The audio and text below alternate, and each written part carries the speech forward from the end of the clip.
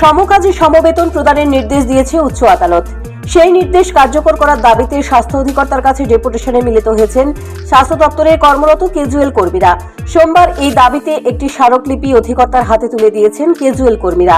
এই বিষয়ে কেজুয়াল কর্মী রতন দেবনাথ বলেন, দীর্ঘদিন ধরেই নিয়মিতকরণের দাবিতে আন্দোলন করে আসছেন। স্বাস্থ্য দপ্তরের অধিকর্তা থেকে শুরু করে রাজ্য সরকারের কাছে দীর্ঘদিন ধরেই আবেদন জানিয়ে আসছে তারা।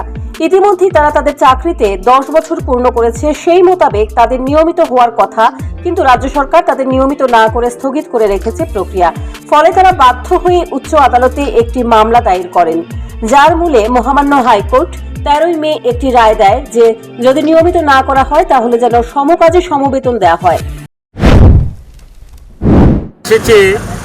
আমাদের স্বাস্থ্য দপ্তরের কেজুয়াল কর্মীরা দীর্ঘদিন ধরেই স্বাস্থ্য অধিকর্তা এবং রাজ্য সরকারের নিকট একটা দাবি ছিল যে রেগুলাইজেশন করার জন্য। এরা আমরা দীর্ঘদিন 20 থেকে 25 বছর, কারো বা 30 বছর স্লিপ ওয়ার্কারে কাজ করে শেষে 2010-এ কেজুয়াল কর্মীতে তাদের স্বীকৃতি দেয় রাজ্য সরকার।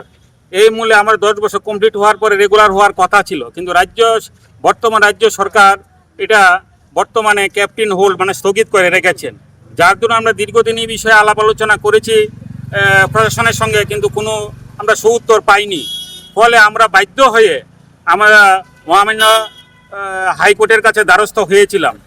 তো গত মাসের 13 তারিখ আমাদের মহামান্য হাইকোর্ট থেকে একটা রায় বের হয়েছে যে অনিয়মিত কর্মচারীরা অন্তত রেগুলার না হোক, অন্তত তাদেরকে সমকাজে সমবেতন দেওয়ার ব্যবস্থা করতে হবে।